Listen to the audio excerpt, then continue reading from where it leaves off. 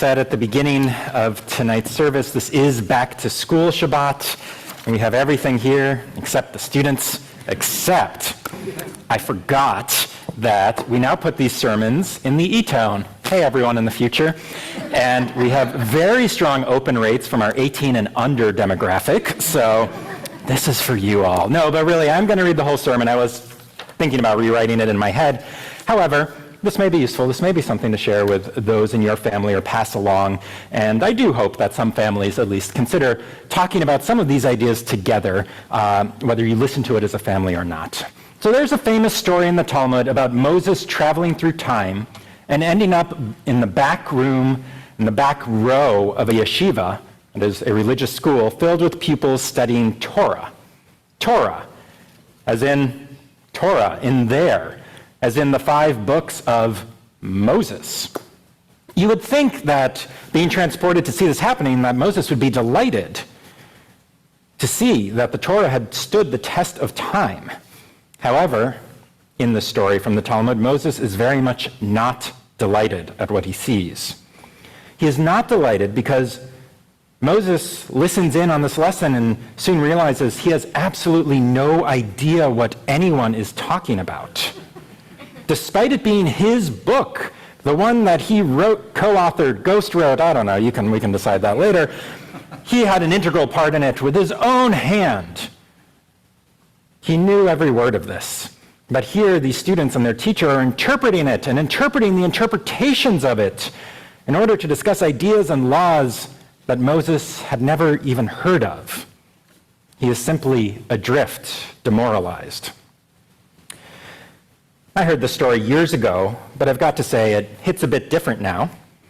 One of my daughters is about to start first grade at Shabbos, just down the road, which means last year I spent a lot of time working with her on her homework, practicing her Spanish syllabi. Now, she can't really read, but she can not read Spanish far better than I can. So here I am with my collection of degrees being bested by a 5-year-old alongside her sister, who is 3. I've been told, oh, just wait till I see the new math. But the thing is, I'm not too worried about new math, because based on my math section of the GRE exam that I had to take when I applied to rabbinical school, it's not going to be any different than it would be if it was old math for me. So to the youngest learners who are virtually among us, if you haven't yet, you will see your parents struggle to help with assignments that, to you, are crystal clear. You'll be those students sitting in front of Moses studying a text that is indecipherable to him, the one who wrote it. You'll be tempted to laugh, to make fun when this happens. And you know what, my chorus of students? Good for you, that's okay. It's not all that often a child has a better understanding of something than a parent. And I can see why a child would enjoy those rare moments when it happens. However, don't laugh too much. Just because Moses couldn't keep up, that does not make him a fool. He was likely the smartest one in that room. And even if he wasn't, we do not laugh at people who cannot understand what we understand. We teach them. Remember that when your parents can't figure out how to use whatever messaging app will be popular 5 years from now. And for the older learners in this room, we also need to harness our own empathy toward the students among us. We have the advantage of having been through this all before. It's an advantage. It's also a disadvantage. It's a disadvantage because it's been a long time since you or I have probably thought about taking a multiplication time test, about having to run the quarter mile, or giving a presentation to the class, auditioning for a play, asking someone to a school dance. Getting the highest grade in the class, getting the lowest grade in the class. A lot has happened in life since then for a lot of us. And so those things that I just listed, they can feel small, simple, easy. They are not. At least they were not when you were experiencing them. For some reason, the phrase, "because I said so," is the one we all allegedly swear we're never going to say to our kids. I don't know, that one's never bothered me so much. I suggest a different phrase to strike from our vocabularies, and that would be, it's not that big a deal. It's not that big a deal along with its variants. It's just a quiz. No one noticed you played the wrong note. Grades in middle school don't actually matter, don't worry. You're never going to care about prom after this year. You get the idea. As a rabbi, this is sort of what I do, right? Stand in front of groups of people and I talk. And I can remember back my first sermon in rabbinical school, my first Rosh Hashanah, my first time standing up here 3 years ago. But in all the times I've talked in front of people, I don't think I've ever been as filled with anxiety as I was that day in 4th grade when I had to give a 3 full minute speech to the class, timed and everything. I couldn't sleep the night before. I was shaking so bad I couldn't even read my little note cards. 3 minutes could have been 3 hours. That is how it felt at the time. It's the most nervous I have ever felt in front of a group of people. Rabbi Yisrael Salanter, one of the Musar masters, taught that when a child's toy breaks, the child feels the same pain as an adult would feel if their factory burned down. A lot changes as we go through life, but feelings don't. Feelings stay the same. Joy is joy, fear is fear, achievement is achievement. And to the children, when your parents' factory burns down, God forbid, believe it or not, that hurts just as much as when the PlayStation goes crunch onto the floor.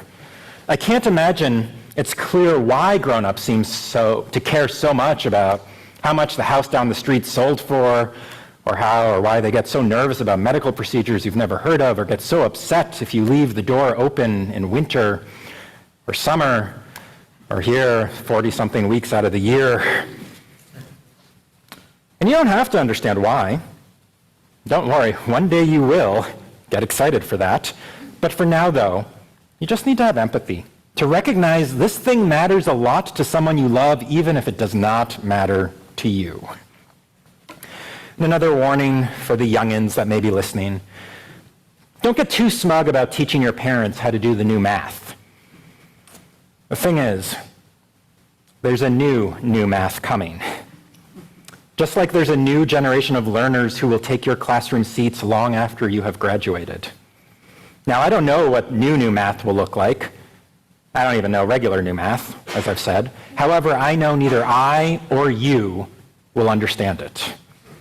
You too will be bested by a 5-year-old. And even if that feels bad, it's actually good. It's good because it means we as a society, we are progressing. We are finding new ways to teach old and new ideas. But back to Moses, distraught in the back of the classroom. That teacher was a young whippersnapper by the name of Rabbi Akiva, who passed away just 2,000 years ago. But one of his students at the time asked, "Rabbi, where does this teaching that you are teaching us actually come from?" And Rabbi Akiva answers, "This comes from Sinai. This comes from our holy Torah." And at hearing that, Moses in the story instantly relaxes, knowing that whatever it is these students are talking about, even if he cannot understand it, it is holy, it is pure, it is true. Let us all remember that school, that thing we take for granted, that thing that we even dare to on occasion call boring. This school is a sacred gift.